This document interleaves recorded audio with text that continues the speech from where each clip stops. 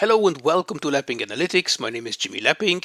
I'm a psychologist and statistician with an interest in research in a variety of areas, including the financial markets.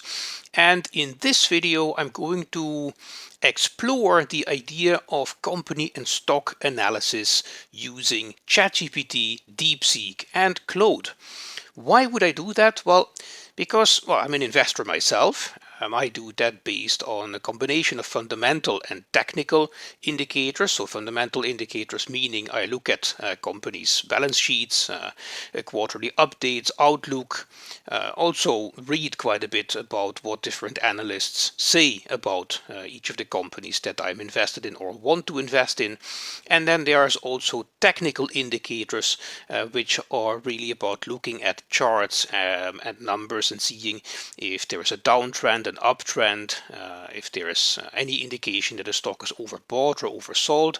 I use a combination of these things because I think that that combination helps me to look at decisions whether to buy or sell a specific stock from different perspectives and under different assumptions.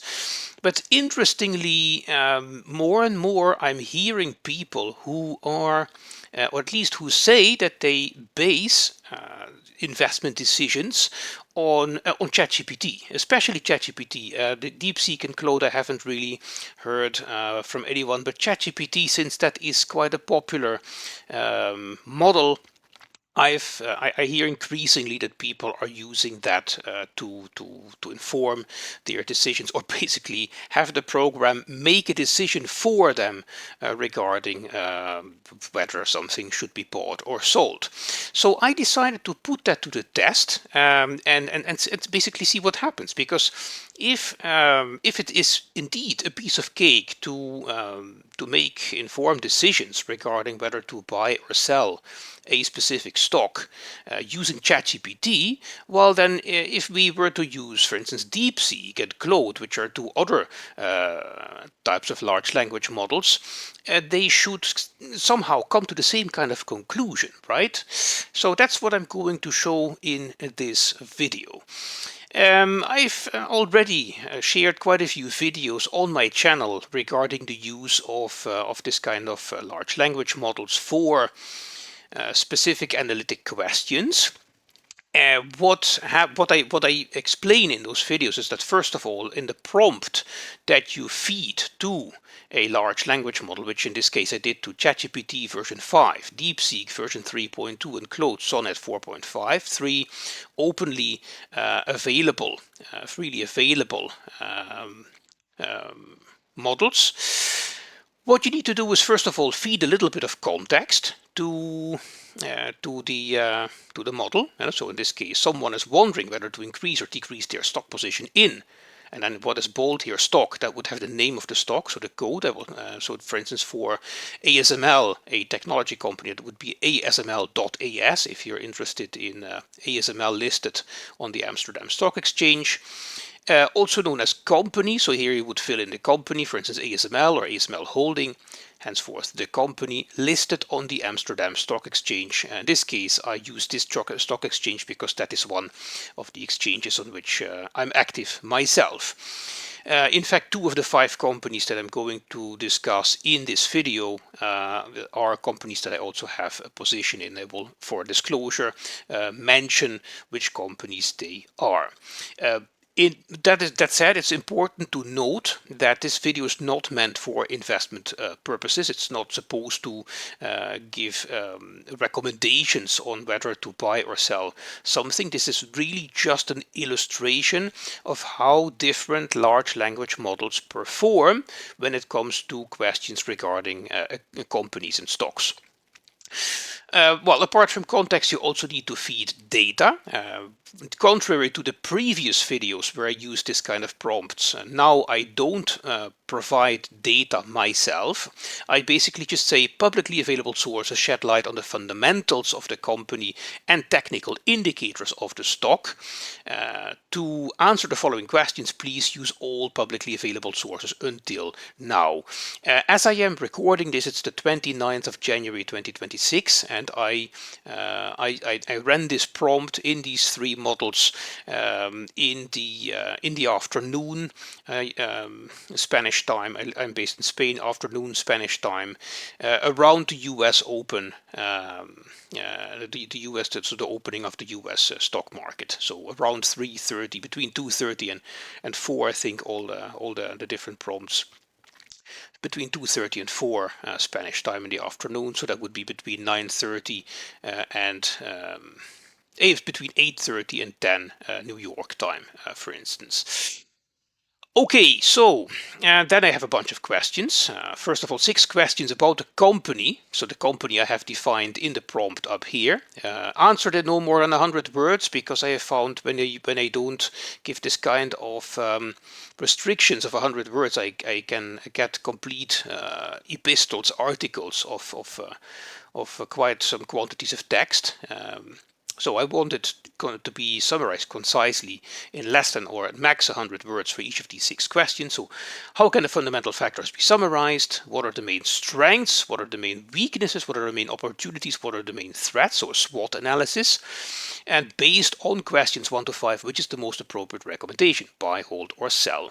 Then 2 questions about the stock also defined up here.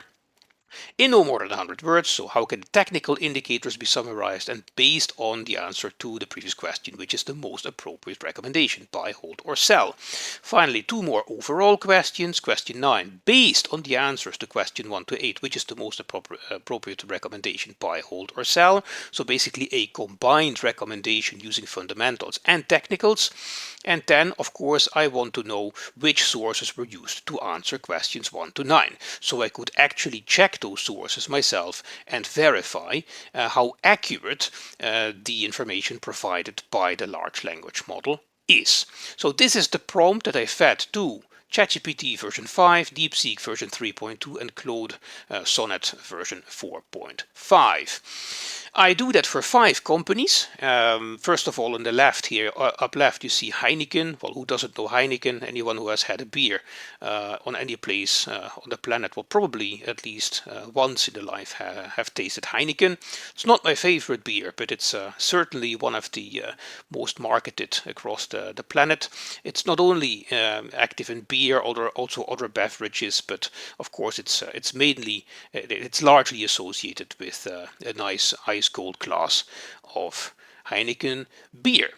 So that's a consumer staples company, which is supposed to be one of the more stable components of the consumer side, contrary to consumer discretionary, where you see more cyclicality in the demand. So yeah, this is Heineken. Then up right here, Czechoslovak Group is a defense company, so company in the defense industry that actually was listed on the Amsterdam Stock Exchange today, six days ago, on Friday the 23rd of January. So there isn't a lot of data on this yet, certainly not technical indicators, and that's why I included it, because the other 4 companies have several years, or including many years of stock performance, but this one was just got listed 6 days ago. So let's see what these language models spit out.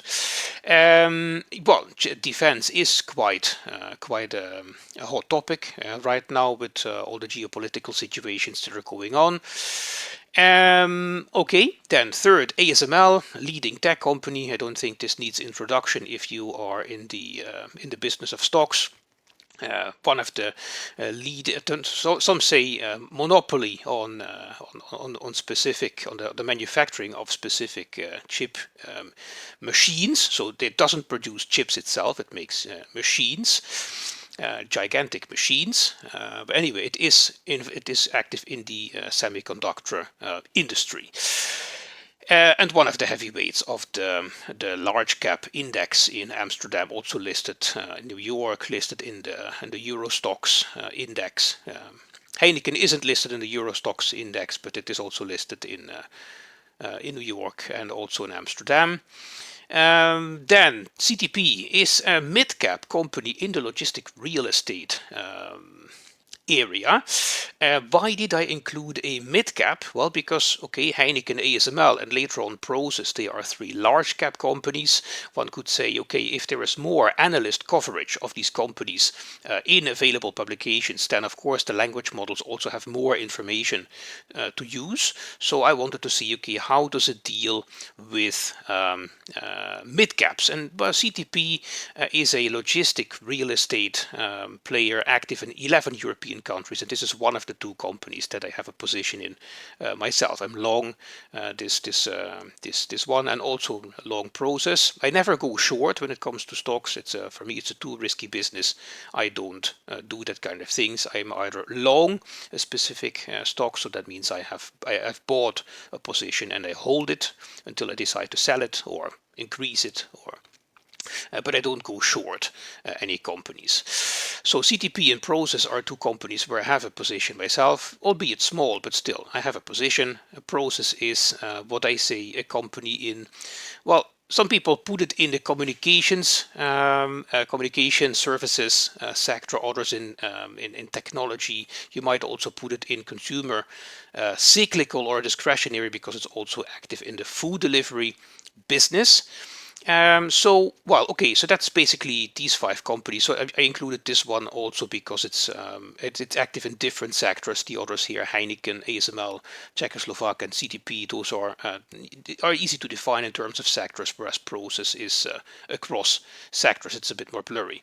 I'm not going to read out all that you get in these different models, but what you get is exactly as I asked for each question within 100 words. Well, information that I'm looking for, and so for some questions, hold, buy, sell recommendations, which you can use this prompt yourself in these programs, and you should get something like this. Of course, the content will change over time because new sources will become available, so the content here will change as well. And you get the same, something similar, although with slightly different content for DeepSeek and for Claude. So this is for Heineken, this is for ASML, this is for Prosus, this is for CTP, and this is for Czechoslovak Group.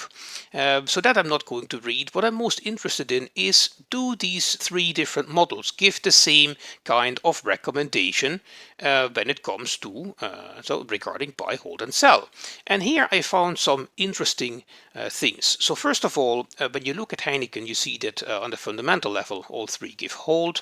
On the technical side, you see that there is a slight tendency towards sell, according to ChatGPT, and also a bit of caution towards the sell side for DeepSeek, but not for Claude. And the combined is therefore, well, kind of a hold. A recommendation. Now you see for ASML, you see that the fundamentals show hold, or in the case of Claude, it shows a buy. Technical, interesting, because here we give a buy according to ChatGPT, yet hold to sell for DeepSeek. So this is an interesting contradiction, right, between models. So and again, on balance, it's hold towards buy.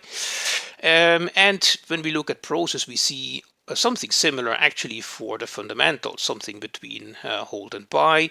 Again, for technical, we see all three colors. We see a sell according to DeepSeek, we see a buy according to Claude.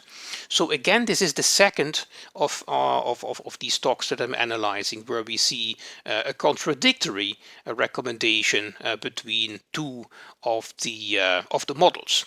We also see that kind of so as a result for the combined recommendation, because of course that uses both fundamental and technical.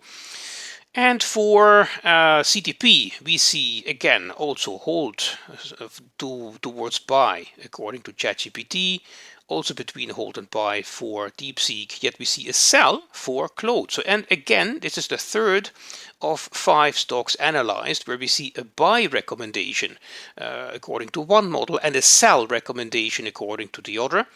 And while for CSG, probably because we have limited information, we see a hold across the board. Would have been strange, for instance, for the technicals to see anything regarding sell or buy, because after 6 trading days, you're not supposed to take many technical indicators serious. Yet they only hold once you have a bit more of a series of data. So anyway, this is a short video. I hope you find it useful. So I guess the lesson of this is is not what you should buy or what you should sell. That's not the intention of this video. But what I want to show with this video is that it really it's if you decide to use some kind of language model to inform decisions regarding the like whether to buy or sell a specific stock, it's always at least good to compare different models, because they could give very different solutions. And when they, especially where they give different solutions, although I would always do that if I use language models, is to check the sources which they have used to get to those decisions. But yeah, it's definitely not as clear cut as peanuts, as a piece of cake, as to I just use one model and I make a decision which would also be replicated by the other models. Especially for the technicals, we see considerable differences between models. And one cannot say that one model is always more positive than the other, which is, you can see from these three cases here where there were differences. Anyway, I hope you found this useful. If you have any questions or comments, feel free to leave them below this video, the description. Thank you for watching, thank you for listening, and hope to see you in a next video. Bye bye.